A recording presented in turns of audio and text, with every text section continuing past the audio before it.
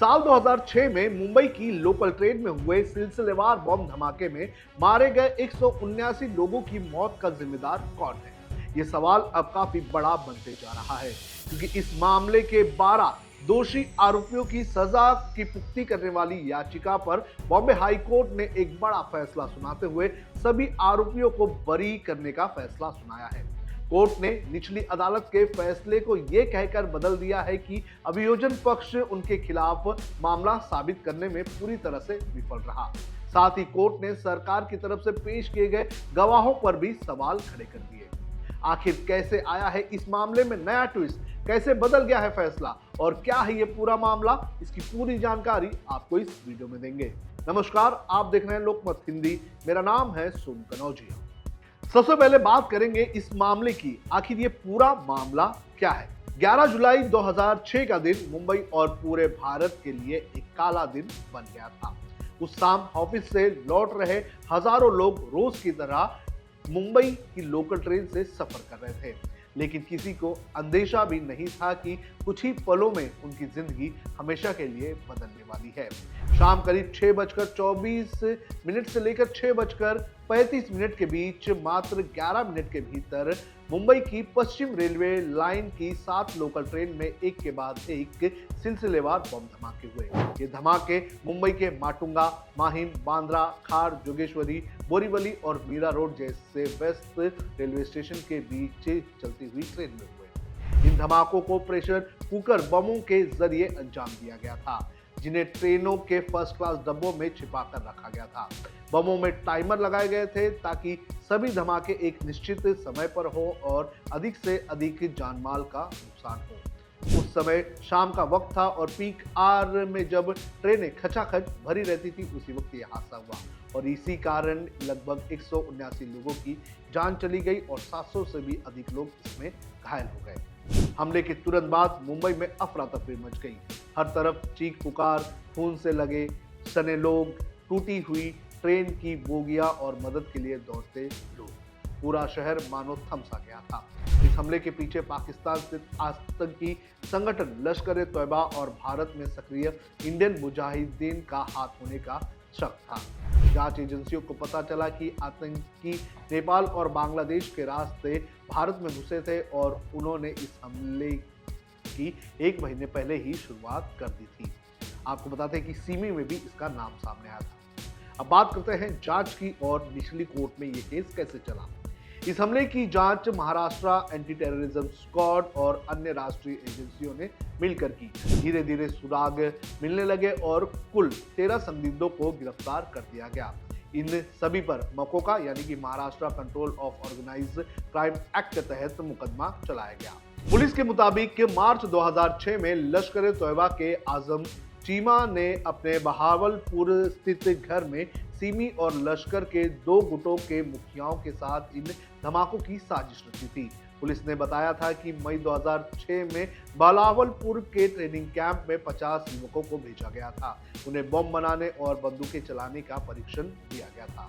Anti terrorism squad ने 20 जुलाई 2006 से 3 अक्टूबर 2006 के बीच आरोपियों को गिरफ्तार किया था। उसी साल नवंबर में आरोपियों ने कोर्ट में लिखित जानकारी दी थी कि उन्हें जबरन उनका इकबालिय बयान लिया गया था। चार्जशीट में कुल 13 आरोपी बनाए गए थे। इनमें से 13 की पहचान हुई थी और बाकी 15 लोगों को जो है पाकिस्तानी नागरिक बताया गया था और वो गायब थे।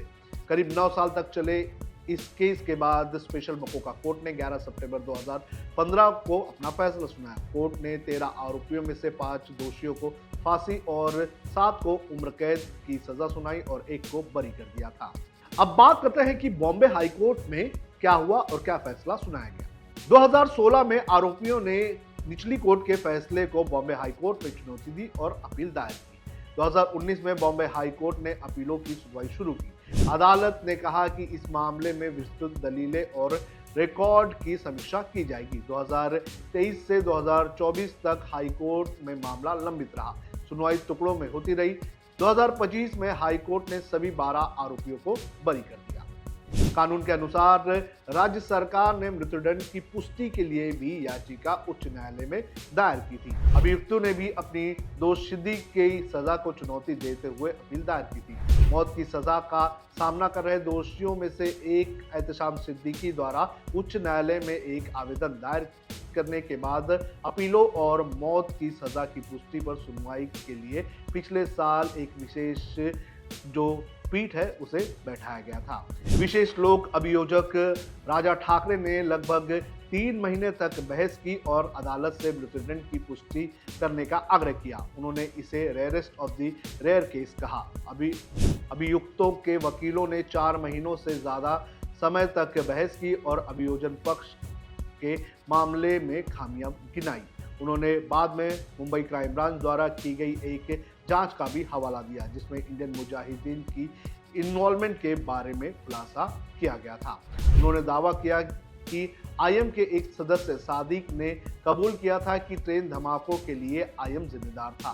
बचाव पक्ष के वकीलों ने इस बात पर भी जोर दिया था कि अभियुक्त 18 साल से ज्यादा समय से जेल में बंद है और कभी भी बाहर नहीं आया है।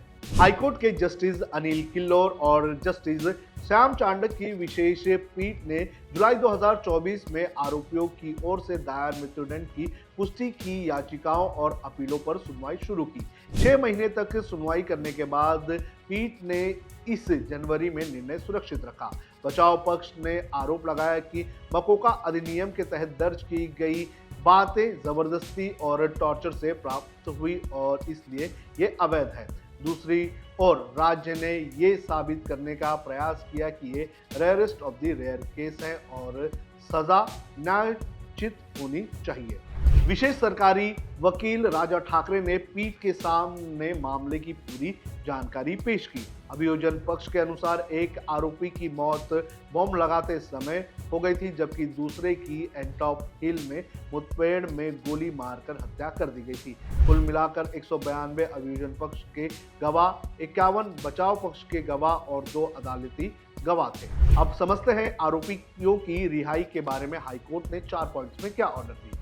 सबसे पहले सबूत, गवाहों के बयान और आरोपियों से जो बरामद किया गया वो उन्हें दोषी ठहराने के लिए पर्याप्त नहीं है।